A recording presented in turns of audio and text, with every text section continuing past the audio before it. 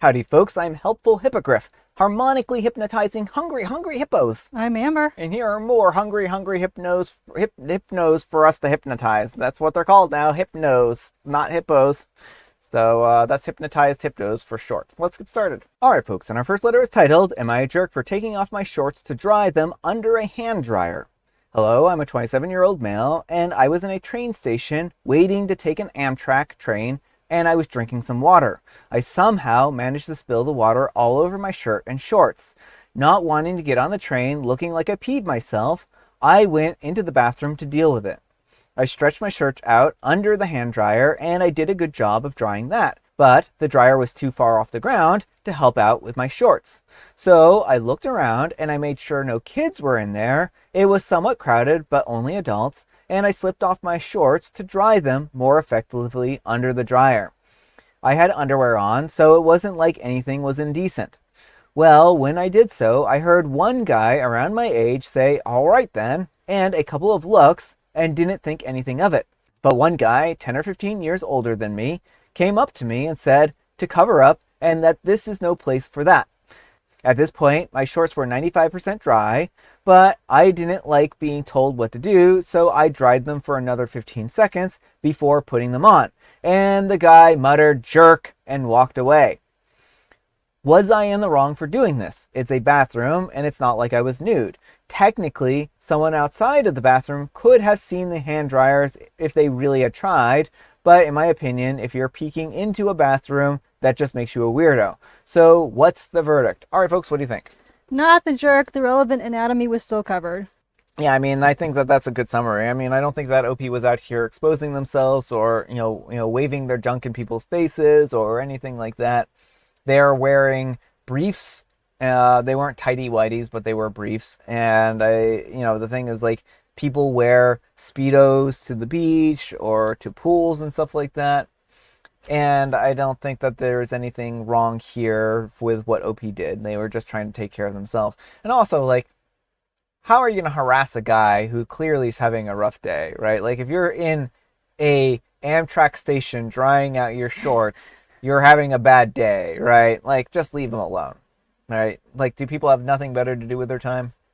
I don't know. Let me know what you folks think. So anyhow, take care and good luck. But folks, let's see what the Wheel of Judgment has to say. Wheel of Judgment, turn. Tell us the judgment that OP's earned. The centrifuge. Wheel is really on a power trip. The wheel's like, you shall not pass. All right, folks, and our next letter is titled, Am I a Jerk for Making My Son and His Wife Pay for the Room in My House? I'm a 38-year-old female, and I live with my son, Jack, and his wife, Georgia, both whom are 21.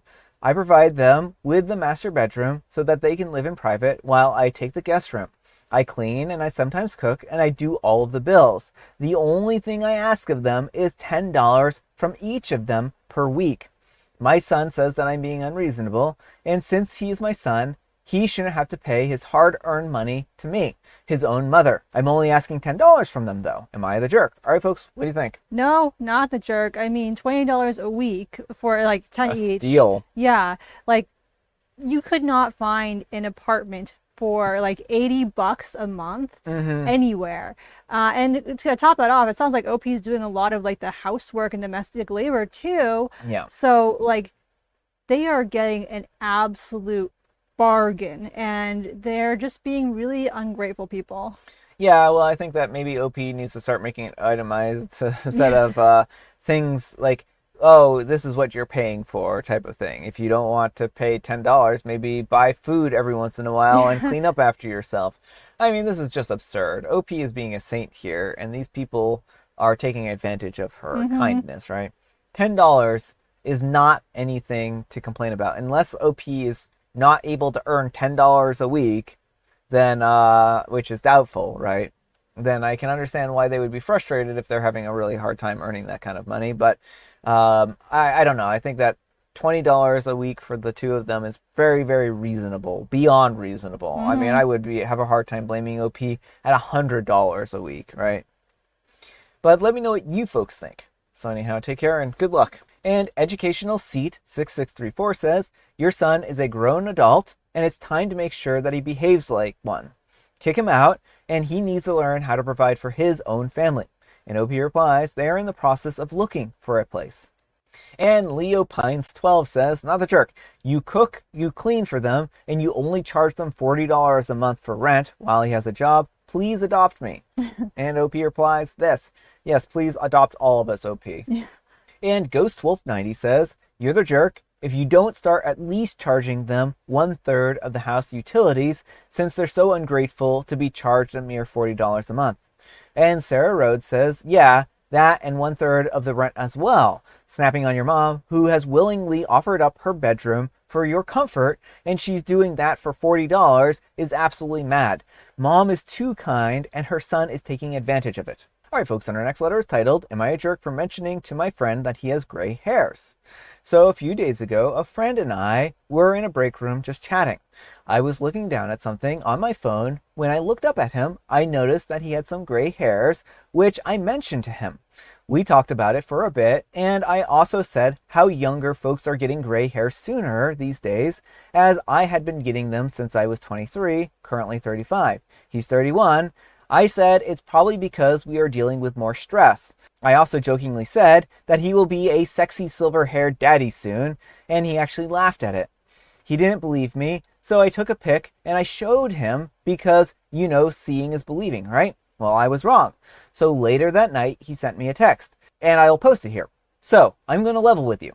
I get that having gray hair can be a virtue. Some may even say it's a sign of wisdom, but for me, it's not a reality I'm fully ready to accept yet, even if there may already be early signs of it transpiring, which is why I don't particularly appreciate it being pointed out or having pictures taken of the back of my head to prove a point. Maybe I seem silly for saying this, but I don't think that it's cute or funny, especially since I've been actively taking steps to preserve my youth as long as I possibly can, and I don't want to have to potentially confront the realization that life is truly short and that I haven't really lived enough of it.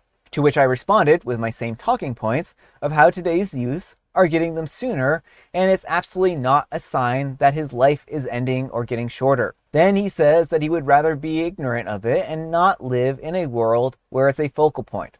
To which I told him that it only becomes a focal point if he makes it one.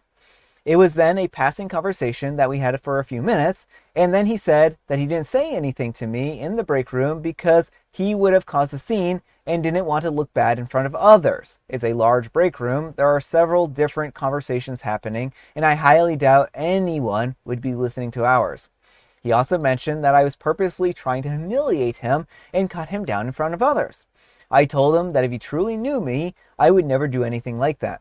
It was a conversation between two supposed friends, and that he was the only one who took offense.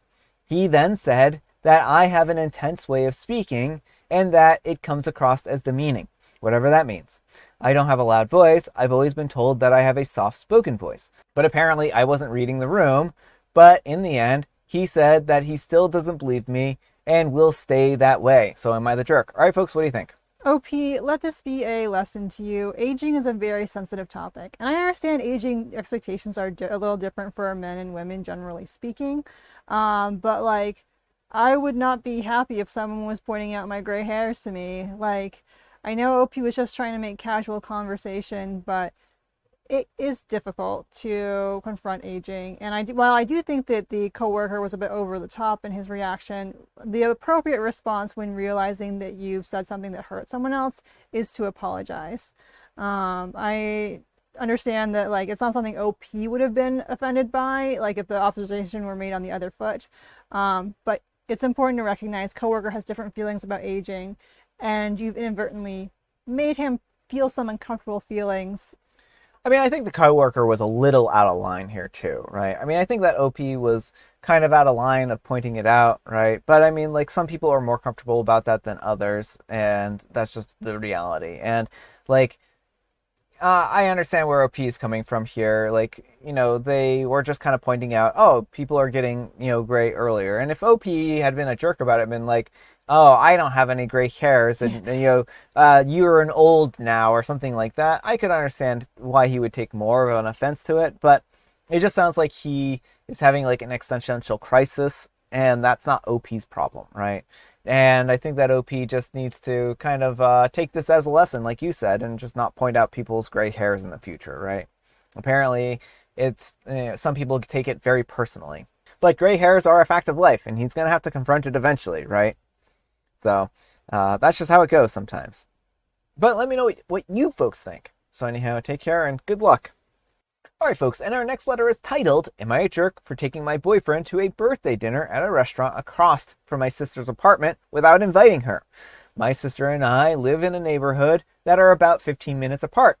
Hers has way more options for restaurants and has a cute movie theater. Since she's moved in, which was after I moved to my neighborhood, she has said that I shouldn't go over to her neighborhood to do anything without her, like go to the movies there with my boyfriend. She thinks that I should pick a different movie theater, even if it's more crowded or further away. I generally try to be really inclusive of her and balance time and activities with her versus my boyfriend versus all of us together. There was even a really cute wine bar by her, and I avoided taking my boyfriend to it, even though I knew he would absolutely love it, because I knew my sister would be super upset if I went there without her. Well, anyways, we haven't seen eye to eye on this issue, and now she's mad because last night my boyfriend got off of work early and his sister had sent me some money asking me to take him out and treat him/us to dinner for his birthday. She lives in another state, so she couldn't do it herself in person. It was the very last minute, and my boyfriend wanted some spicy food, so he suggested a Thai place right next to my sister's apartment. I knew that she would be really upset if we went and didn't tell her, especially if she walked by and saw us. So I texted her and I gave her a heads up that we would be in the area, but I didn't invite her. I did say that we could stop by afterwards and say hi, or maybe say hi when she went to take her dog out for his nightly walk. She ignored my message for hours and later that night said that she hopes that we had fun, but it was bad that we went to a restaurant right across from her apartment without her. So am I the jerk here? All right, folks, what do you think? No, not the jerk. She doesn't own the city. I mean, I can't roll my eyes enough at this sister and her entitlement here, right? Like, she doesn't, like, she can't block off a whole neighborhood just because she lives in it, right? Mm-hmm. Like, how entitled do you have to be to think that people are actually going to respect that rule? And OP has just been like, oh, I'll really try not to do this. Like, this is just unreasonable. OP needs to put their foot down and say, no, just because you live here doesn't mean that we need to take you out every single time you're in the neighborhood, right? And, you know, that's it. I just don't know that there's more to it than that. I think that OP just needs to put their foot down. But let me know what you folks think. So anyhow, take care and good luck. And Destro23 says, your sister is gatekeeping an entire neighborhood of a city? Not the jerk, she's loopy. Stop enabling her loopiness. And Not Sure Here says, stop coddling your adult sister and start going wherever you want. And Euphoric Pin 1477 says, right, she's not a kid anymore. You've got your own life. Enjoy it without feeling guilty. And Bimal Shoes says, not the jerk. Unless your sister is a gang, a billionaire, or is the police, they don't own the neighborhood. All right, folks, it is tea time. Grab your beverages of choice. I've got some tea right here, and Amber, she has a joke. What might you call the leader of a band of seafaring potato snacks? Oh, I would call them pirate chips. And that's because they go around to different ports and they pour salt on the other chips. The chip captain. The chip captain? Yeah. And it's Talk Like a Pirate Day. Also, Army matey. National Meow Like a Pirate Day, because cats were often present on pirate ships to eat rodents. Meow me hearties. And also National Cat DNA Day. So go find your pirate cat, get their DNA tested, and make sure that they're actually pirate cats. And I have Mega Mint. All right, folks, that's all the time we have for today. Thank you so much for watching. Happy finally Friday, folks. I can't believe it's finally Friday. Can you? I can't. I just said that. That's how much I can't believe it. Amber, we need some kind of moral advice and or guidance, and please have it a bit of a hodgepodge for Hodgepodge Friday. 2 hodgepodge days. Be mindful of other people, but also don't make unreasonable requests, and you don't have to heed unreasonable requests. Yeah. Thanks so much for watching, and we'll see you all tomorrow. Bye.